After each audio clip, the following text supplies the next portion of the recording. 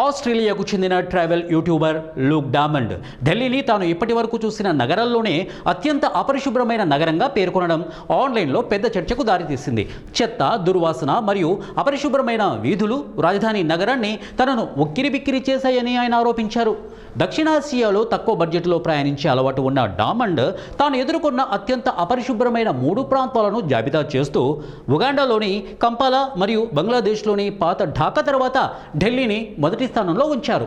ప్రజలు ఎక్కడ పడితే అక్కడ ఉమ్ముతున్నారు. వీధుల్లో విక్రయించే పానీయాలలో నేలపై ఈడ్చిన మంచును ఉపయోగిస్తున్నారు. అంతేకాకుండా ఆహారం సాధారణంగా అపరిశుభ్రంగా ఉందని, దీని కారణంగా తాను చాలాసార్లు అనారోగ్యానికి గురయ్యానని ఆయన చెప్పారు. ఢిల్లీలో అన్ని చోట్ల చెత్త ఉందని, దుర్వాసన మీరు వెళ్ళే చాలా ప్రాంతాల్లో భయంకరంగా ఉంది అని ఆయన ఆరోపించారు. అయినప్పటికీ ఢిల్లీలో మంచి ప్రాంతాలు కూడా ఉన్నాయని ఆయన అంగీకరించారు. డామన్ చేసిన ఈ వ్యాఖ్యలు ఇంటర్నెట్లో తక్షణమే విభజనకు దారితీశాయి. ఒక వినియోగదారుడు ఢిల్లీ అసహ్యంగా మురికిగా ఉంది అని పేర్కొంటూ ఏకీభవించగా, మరొకరు ఢిల్లీ అపరిశుభ్రంగా ఉండవచ్చు, కానీ ఒక నగరంలో ఉండవలసినవన్నీ ఇక్కడ ఉన్నాయి అని సమతుల్య అభిప్రాయాన్ని వెలుబుచ్చారు.